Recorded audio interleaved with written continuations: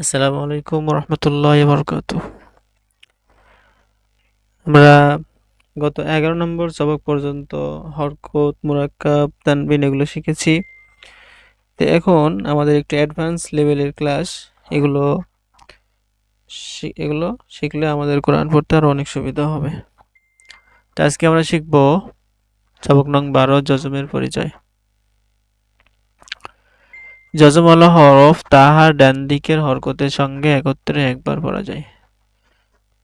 শুরুতে জজমের পরিচয়টা করি, জজম কোনটা।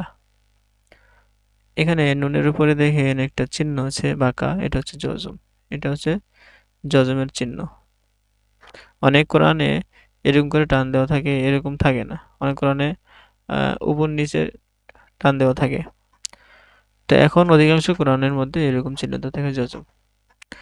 তো জজম চিনলাম। তো জজমের পরিচয় কি বললো? জজম হলো হরফ তাহার ডান দিকে হরকতের সঙ্গে একত্রে একবার পড়া যায়। এখানে নুনের উপর জজম আছে, তো নুনটা মিমের সাথে একত্রে একবার পড়া যাবে। পদ্ধতি কি বলে দিতেছি। মিম এবং নুন একসাথে উচ্চারণ হবে। মিম নুন জবর মান, মিম নুন জের মিন। এই মিমটা নুনের সাথে একসাথে উচ্চারণ হচ্ছে, নুনটা মিমের সাথে উচ্চারণ হচ্ছে, আলাদা উচ্চারণ হইতেছে না। মিম নুন পেশ মুন, মান মিন মুন। তারপরে লাম মিম জবর লাম, হামজা জাল জের ইজ, হা লাম জবর হাল, লাম ইজ হাল। তারপরে লাম সিন জবর লাস, তা জবর তা, লাস তা। নুন আইন জের নিয়ে, নুন আইনের সাথে উচ্চারণ হচ্ছে, মিম জবর মা, নিয়ে মা। সিন আইন জবর সা, ইয়া জবর ইয়া, সা ইয়া। হামজা হাজের ইহ, দাল জের দি, ইহ দি। আইন লাম জের ইল, মিম জবর মা, ইল মা। হা কাফ জের হিক, মিম জবর মা, হিক মা। খ লাম জবর খল, কফ দুই পেশ কুন, খল কুন। আইন লাম জের ইল, মিম দুই পেশ মুন, ইল মুন। মিম সিন জের মিস, কাফ দুই পেশ কুন, মিস কুন। বা কাফ পেশ বুক, মিম দুই পেশ মুন, বুক মুন। আইন সদ জবর আস, ফা দুই জের ফিন, আস ফিন। নুন ফা জবর নাফ, সিন দুই জের সিন, নাফ সিন। হামজা ফা জবর আফ, লাম জবর লা, হা জবর হা, আফ লা হা।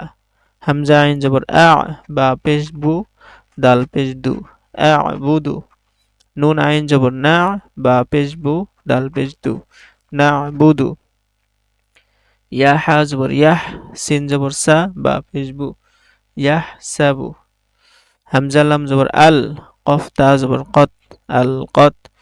ফা পেশ ফু, তা জের তি, ফুতি। হা তা জবর হাত, ফুতি হাত।